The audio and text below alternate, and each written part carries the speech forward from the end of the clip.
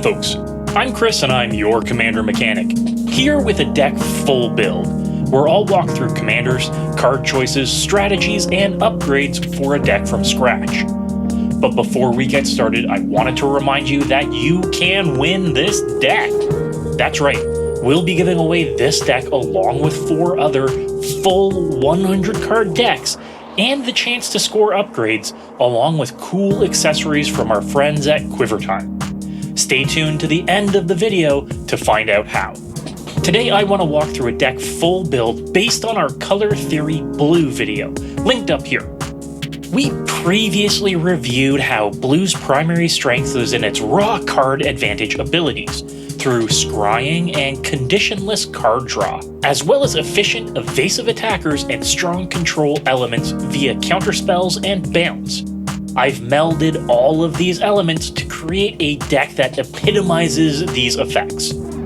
This deck's archetype is sometimes known as Skies, after its ability to rule the skies with flying creatures, and taking advantage of dealing combat damage with these small, evasive threats. Backed up by the ability to keep a full hand and control the board, it's been a dominating archetype in formats like Standard, stretching back decades. Unique to our Color Theory decks, I've selected a partner pairing for this one, with Siani, Eye of the Storm, partnered with Eligeth, Crossroads, Augur. Not only are both of these creatures flyers, but they synergize with flyers and with each other in a way that we'll explore further. Siani, Eye of the Storm, is our main flying synergy, allowing us to scry equal to the number of attacking creatures with flying whenever she attacks. Even without other synergies, attacking with 3 flyers a turn nets us amazing draw fixing. Eligeth, Crossroads Augur is a beefy Sphinx that synergizes with scrying effects to net us huge card advantage. Whenever we would scry, we can draw that many cards instead. This informs many of the choices for the deck to prioritize efficient scrying effects and allows us to combo with Siani to draw cards for each attacking flyer. So, right away, let's begin by looking at the core fundamentals of deck building: card draw, ramp, and removal.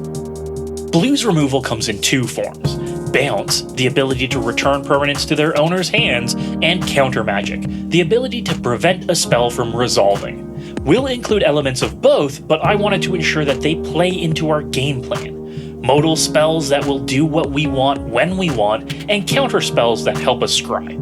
I've also included Blue's 2 best single-target creature removal spells, Pongify and Rapid Hybridization, as ways to turn what would be a pesky flying blocker into a 3/3 non-flying token. Board wipes are a little less flexible since we're a creature-based deck, so instead, we've chosen to focus on efficient targeted removal rather than board wipes. Ramp is one of Blue's biggest challenges, so we'll be relying on artifact-based ramp to get us ahead of the curve. Everflowing Chalice, Nyx Lotus, and Skyclave Relic will all be parts of our game plan, but because we're so focused on card draw, the important inclusion of Thought Vessel will be of particular importance. Speaking of card draw, that's the name of the game here. We're going to be beating in with our flyers while synergizing with our commanders, but we've included a lot of options within the list to help us keep a full hand. This will help us recover from board wipes, ramp, and be able to better control the board throughout the game. With small evasive creatures, we want effects that help us take advantage of our free combat damage, even without our commanders out. So, cards like Reconnaissance Mission are crucial. We can also improve the potency of all of our card drawing abilities with Teferi's Ageless Insight, doubling our draw effects. And, surprisingly, I'm going to break one of my own personal rules here. Because we're monocolored and drawing just ridiculous amounts of cards, I have included a Reliquary Tower in the list. This is the exception to the rule, folks. I still believe strongly that it does not belong in every deck. So with our core fundamentals in place, let's look at synergies. What do we fill the rest of the list with? Flyers? Card draw synergies? Scry effects? How about our win cons? Well, for scrying effects, I want to ensure that efficiency is top priority. Let's pay as little as possible for the most possible scry. This means that even without Eligeth out, we'll be able to effectively fix our drawing and get the cards we need from our library. One-time scry effects like Serum Visions are perfect. 1 mana to draw a card and scry 2. With Eligeth, this is a sorcery speed ancestral recall. Omen of the Seas is another fantastic option. An enchantment with flash that will scry 2 and draw a card for just 2 mana. And later we can pay 3 mana and sacrifice it to scry another 2 cards. This can be 5 mana for 5 cards at instant speed with our commander out. But one of the most efficient scry options is Cryptic Annelid, a strange creature from Future Sight. When it enters the battlefield, you scry 1, then scry 2, then scry 3. That's a total of 6 scries for 4 mana. Again, with Eligeth, that's 6 cards for 4 mana. Very efficient. But in the end, we'll want a repeatable scry effect, and that's where we'll get not only Siani, but Crystal Ball. Many people say Crystal Ball is the budget player's Sensei's Divining Top, but in this deck it's just an extra 2 cards each turn, and every turn, for just 1 mana. Now, what are we doing with all of this potential card drawing power? Well, we want to leverage it to be our win con. Let's look at Synergies. First are effects that trigger when we draw a card, and in this regard we want to lean into Blue's ability to mill cards. Psychic Corrosion, Sphinx's Tutelage, and Teferi's Tutelage are all ways to turn our massive draws into dwindling libraries for our opponents. Each draw can mill 2 or more cards from our opponents, ensuring that even if we're plinking away at one player's life total with our flyers, we're working at knocking other players out of the game. In that respect, maybe we can leverage our card advantage to just win the game.